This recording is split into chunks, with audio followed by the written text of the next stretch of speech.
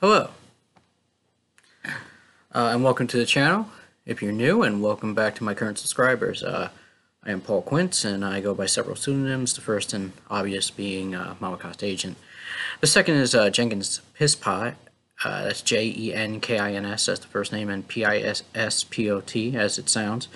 As found also on my Twitter feed, MCast Editorial, so you can follow me on Twitter if you'd like. I am not always as present on my social media as I am here, of course, but if you leave me a comment below, I assure you that I will be able to answer any or questions you may have at any time. I'm always reliable getting back to people who actually, personally message me. So originally my channel, like so many others, was a place where I played video games, talked about writing, well, barely, and I just had other random topics to the backdrop of my favorite video games, mostly Mortal Kombat if you've watched. I found that this was the chosen path of so many others attempting to gain notoriety on YouTube, and I have rarely done videos of myself.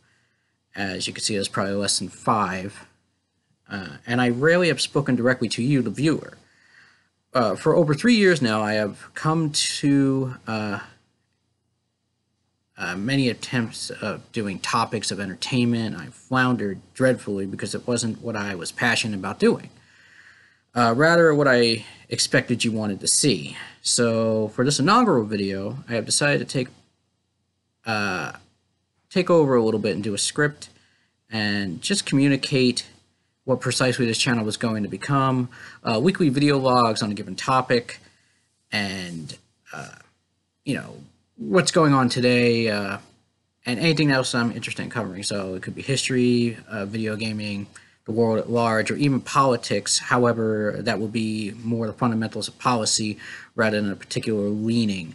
I'm not really going to represent any party or any particular philosophy that you may think of to be current.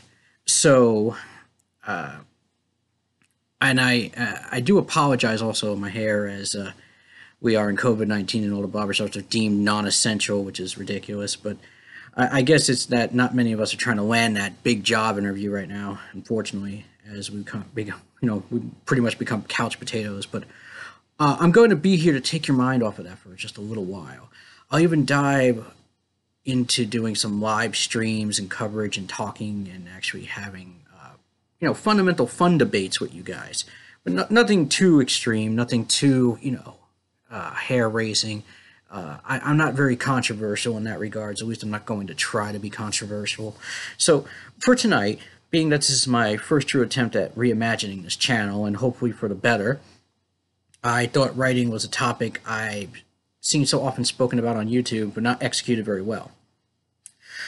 With I Should Be Writing, Grammar Girl, and a host of already established podcasts, along with writers in general speaking on the subject ad nauseum, I figured I would take a spin on it. So I'll be going off script in a little bit here, and just ad-libbing my takes and experiences, including the books I've written and the successes that I've had, however minor they may be. I feel that this would be a good introduction, and hopefully I don't ramble incoherently. Thank you again for joining me, and let's begin on the subject. So I'm going to talk to you guys first about something I wrote called The Divine. The Divine was a book I imagined when I was in my last year of high school. It's probably one of my least favorites, but it's my first. And you never forget the first thing you've written that made you have that spark. And it's not literally the first thing I've written that sparked my interest in writing, of course, but it's one of those things that inspire me to do better and go off and actually do something with my life. Now, granted, where our path takes us and where we want to go are two different things. However, the subject matter at hand being that I am, of course, seen as a professional writer because I've been paid professionally, is a little obscure to those who say, like, well, what does that make you in comparison to, like, Stephen King or J.K. Rowling? And, of course, what that means is that fundamentally I am an amateur professional, meaning I am an amateur because I don't do it as often as, say, the pros do, but I'm still professionalized as I have been deemed worthy enough to be paid for my abilities. So with that in mind, being able to finally have, post so many topics, and I have written on my blog so many things about my original book, The Divine, which is now available through Kindle Unlimited. You can get it for free. If not, it's only $1.99, I think, right now in the store. That's my second book that I published, my first one I ever written. The second book that I wrote was the sequel to that, and I still haven't really officially come up with an actual, true title. I have working titles for it, but that won't be released for quite a while. I want to see how people react to The Divine first. It was a book I wrote in high school, as I was saying, and I wrote it when I was about 19 years old. It was the last year of high school. I didn't really have much to do, kind of sitting around, goofing off, pretty much waiting for my official graduation. Decided not to take college courses until I was officially down in college, and I went to get my associate's degree post writing that book. I actually wrote the first and second book in the same year. Now, being a young avid writer, I've always was fascinated with the concept of, like, how do I tell a story in the standardized public school teachings that I was brought up in versus how do I tell a good story, but maybe not necessarily write it the way that standardized testing and standardized writing should be. So that is where the conflict comes into play, in how my book is written like an 18-year-old, 19-year-old wrote it. But it also has a lot of things that when I went back and reread it for the first time in years before, officially publishing it through my self-publishing directive on Kindle Direct, I said to myself, well, this has a lot more fascinating subjects in it than I thought it would.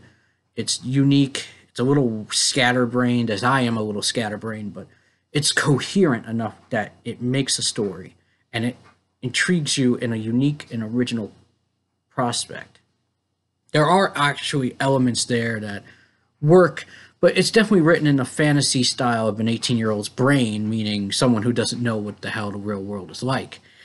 And I love that book.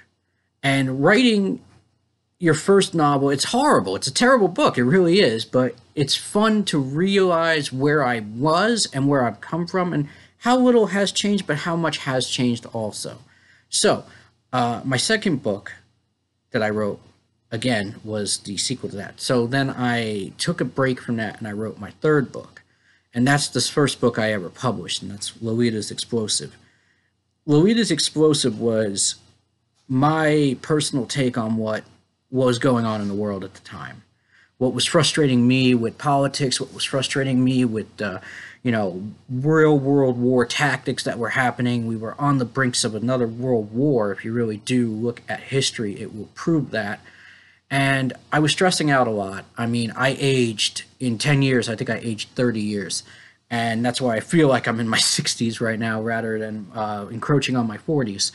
And I was at this time also an avid blog writer when I wrote the book, Lolita's Explosive. I didn't put I knew there was something special about it. And I didn't want to put anything up online that anybody could read until I officially publicized that book. So I copyrighted it and everything like that. I copyrighted The Divine, of course, by just saying, hey, this is my book. This is on Kindle. I own all the rights to this book. Anybody wants to say they own the rights, they can try to, but they're going to fail. And I've written those books on the premise of I wanted this to be my take on what a post-apocalyptic world would be like in the age of memes, but done in a way that kind of comes off as a flaky 80s/90s action flick that's a little over the top, a little ridiculous, but still grounded in a world that is quasi-believable. But it's definitely, you have to, give a little bit of take a little bit of that and say, hey, I'm just going to relax and I'm going to take this as it is. I'm going to read it as it is. And I think you'll find that it's actually an interesting book. So when I wrote that, I wrote it because I felt like it was something that was going on with me at the time. And it's going to be a piece of its time. And I only wrote it about 3 years ago. So I published it recently. And that's a lot better than, publishing what I did in regards to the Divine, which is almost 20 years, well, closer to 20 years old now than when I first wrote it. And, in that span of time between high school, going through college, accepting what I'm going to be doing, and then publishing it, it's one of those pieces that I'm not proud of it because of what it is, but I'm proud of it for where I've come from it. And that is why I said to myself, well, writing itself is like, this joke. It's this thing where, well, what is acceptable in writing? What is not acceptable in writing? What is acceptable in publishing? And you could see these self-published books are poorly edited. I'm pretty sure there's plenty of mistakes in my books and I haven't caught, because what they do is they use these programs that will literally go through, analyze, and auto-fix most of these things nowadays. The book is really written by an android rather than a human. And all people make mistakes. I mean, I don't care how professional you are. I don't care what, eventually your arthritis is catching up with you. Your hands don't always work as well. Your eye catches, your brain goes off. So you mislead or you misspell, or you miss the type. Your typos exist for a reason. And that's why I said to myself, I'm just going to publish this because I wanted to push myself to do it. And so I did. So they are both available through Kindle Unlimited, and I'm not promoting them necessarily. I am subconsciously promoting them by talking about them. So you're probably wondering, well, where's the games, right? And as I said, we're going to talk about writing tonight, but I will possibly occasionally still stream games, but I don't want it to be the focal point of my show or my blog or vlog or video log, whatever you want to call it, because I don't want that to be my take. It's not me. I love video games. I love the tech boom that's happening right now in regards to what is a game versus what is a story versus what is art. Dreams is a great example of that. But I wanted to make sure that you guys know that I'm not going to completely ignore what you guys have, published or subscribed to. I just feel like I got to spread my wings too, and if it's a really thin line between what's my channel versus what you guys watch. Is it my channel or is it I'm catering a product for you? And I'm sure that my abilities to speak to you here are far and few removed from the uhs and and I don't know what to talk about while I'm playing this game because I'm either focusing on the game or I'm focusing on you. But that's what I wanted to just say. I wanted to go off on that little tangent just to say that I didn't forget about you guys. And you don't have to watch these if you don't want to, but I promise once in a while I'll put up a video. In fact, I just got stuck on Resident Evil 4 tonight because I haven't actually played that game all the way through ever in my entire life, whereas other games I have. But Resident Evil 4 will be, Resident Evil 4, not Resident Evil 2, Resident Evil 4, will be something that I'm going to obviously keep coming back to. I get a couple of days off a week where I'm just going to be like, constantly uploading as much as I can. But I figured once a week for these type of videos, maybe twice a week, one would be a gaming video, one would be something else. I mean, it depends on what I have the ability to do. Not always capable of publishing these type of videos, whereas I can always just stream. So, let's get back to this. So, I'm just following like a little script here. So, I used to write a lot. And we're going to talk about the fundamentals real quick. The fundamentals are simple. You have to come up with a story. You have to tell that story. You have to give in raw detail who your character is, what your setting is, what the story is. It doesn't necessarily have to have symbolism, but most things are written as symbols as we think in symbols. Human beings are fundamentally symbolic creatures. And our writing, our videos, our games, everything is an allusion to something else. So writing has to have that, but you can deconstruct your writing and it doesn't necessarily have to be everything everybody else wants. But to be a good writer, detail is crucial because you want to be able to at least have people envision what they're reading. And it can be hard for people to write that. I tend to not really care what my characters look like because to me they're meat puppets. They're telling a point. and they're making a point that I couldn't fundamentally tell without them. And predominantly focusing on a topic or a subject or a point or some thematic allusion to some allegoric expression that I want to tell, that's what my books do. And that's what my stories have done. But when I was younger, I also wrote nonfiction pieces like newspaper articles and things like that. I wrote in high school. I was on a teen talk column in my local newspapers. I wrote for other local newspapers. So I've been published. I've been professionally published. And that's where we get back to the whole what's a professional writer versus what is not a professional writer.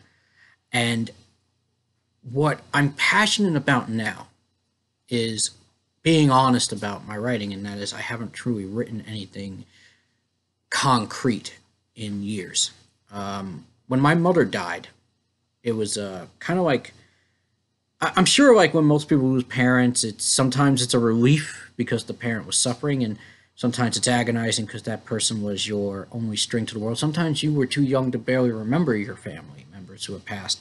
With me, my mother was like my best friend in many ways, but she was also my biggest supporter, as any good parent will always support their child. She didn't always agree with everything I did, but she supported me as best as she could in regards to who I am as a person, as a writer. And I feel bad that all of my successes have been, majority of my successes have been before or after her death. And that's kind of the case though. Like, you don't hit your peak until all these things that you want to do when you're younger are no longer, applicable to your older self. I mean, this is why we don't have the majority of 20-year-olds being multimillionaires, because it's not the same as when, okay, I've reached my peak in my 50s and 60s where I'm now, a $3.5 million, author, or I made enough to buy my own house and have paid off my own house, and I can then, give it away as an estate tax to my kids when I pass, or my grandkids even. And that's where my,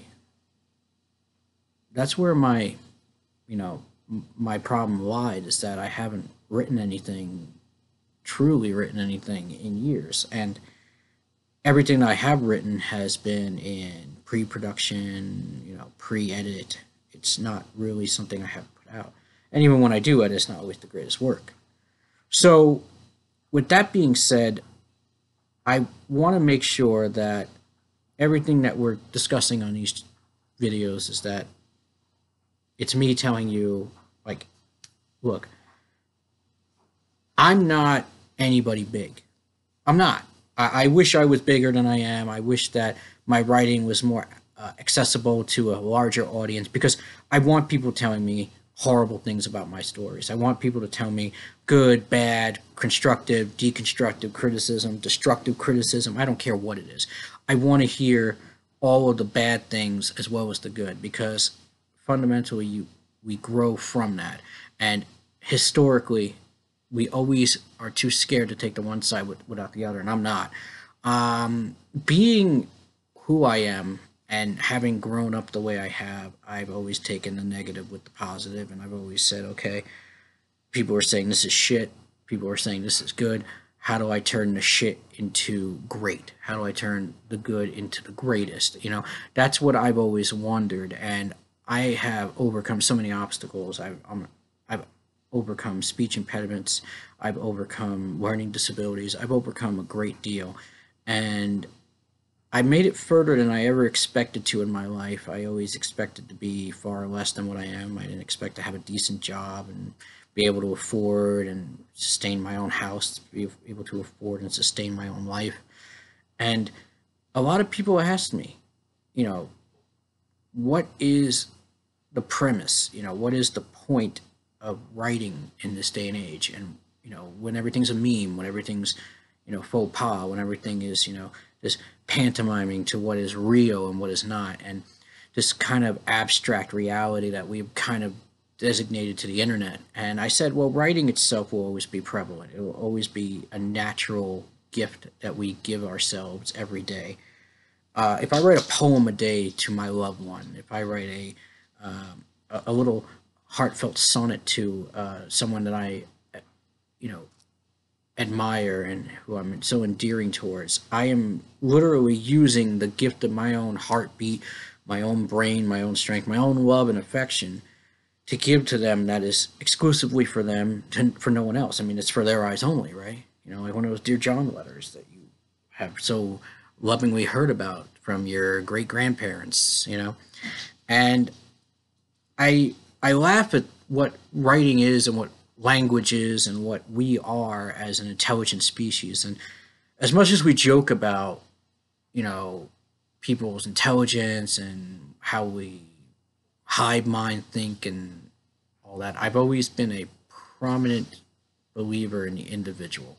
I've always been that exclusivity to the individual and their rights. And you are the greatest minority. And I, of course, paraphrase Ayn Rand there, but it's true. We are all fundamentally into this ourselves. And I know I'm saying fundamentally a lot, but it's true. It is a core base accuracy to what we as people do. And I'm kind of letting you have a little bit of a drinking game too, fundamentally. But all joking aside, I I've written locally. I've been published locally. I've been published nationally. I've been published not internationally yet, but I guess officially with Kindle Direct, I am officially a international writer. But that's a gimmick.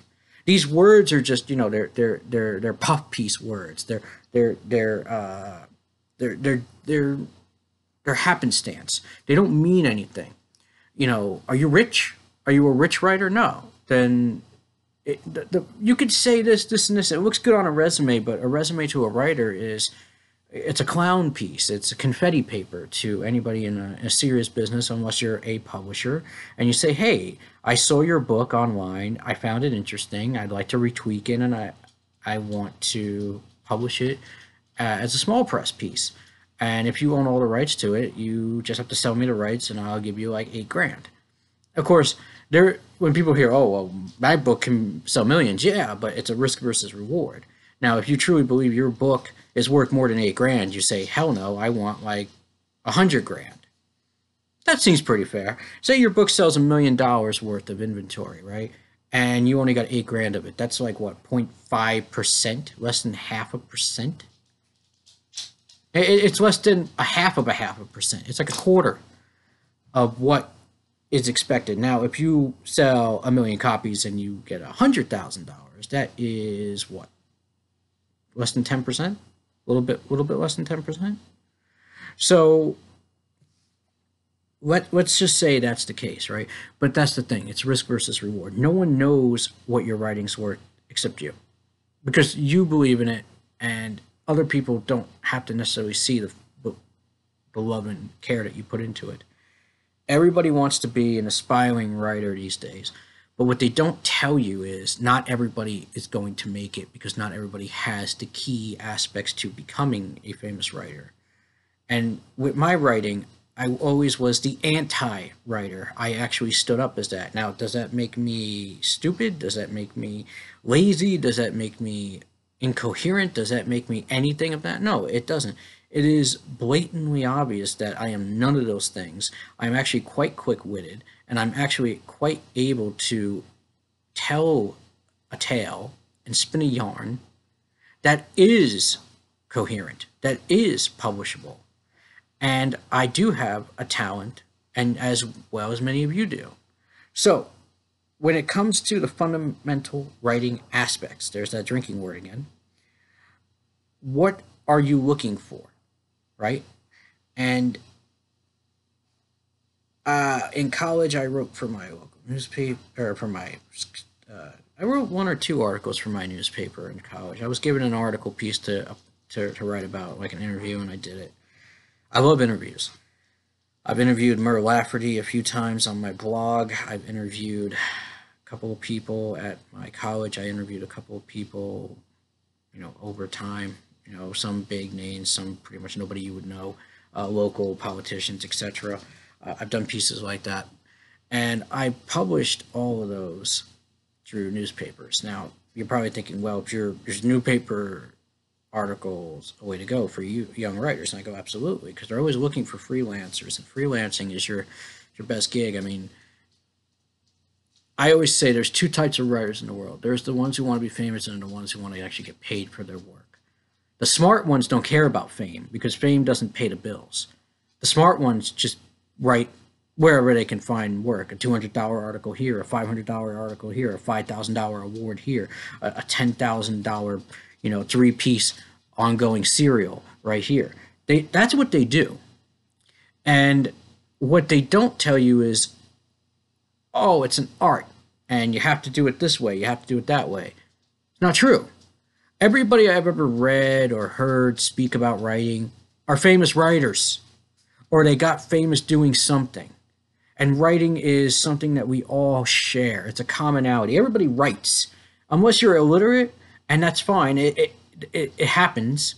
It's extremely rare in this day and age, but it can happen. Illiteracy rates can go up, and that's because those people who do not read, write, or comprehend have usually serious learning disorders and disabilities that are not being tackled at the time, and some of them just have given up because the system gave up on them, and that's the very same system that we use nowadays to criticize our own writers, and it's a shame. It's a shame, and that's why I like my concept of anti-writing and this fun little take on, well, you're not supposed to write that in fiction, or you're not supposed to say that in fiction. And I go, bullshit. You can, and I do. In fact, I don't shake trees. I literally wave forests. I don't care about the feelings of people who say, I read that and I was offended, or I read that and I was disillusioned to the fact that you have been this way or that way. What you're writing is this, what you're writing is that. And I said, I don't really care if you're worried about that. But did you feel something? The fact that you were emotionally moved means more to me as a writer than if you loved it or hated it. You had some reaction to it. The worst thing that can ever happen to you as a writer is someone reads something and has no opinion or reaction to it at all. It's like, yeah, those are words on pages. Yeah, there's a story, there's a beginning, a middle, and end. I felt nothing. I didn't care about your characters. I didn't empathize with them. I didn't hate them. I didn't hate what you were saying. I didn't love what you were saying. I didn't hear you say anything.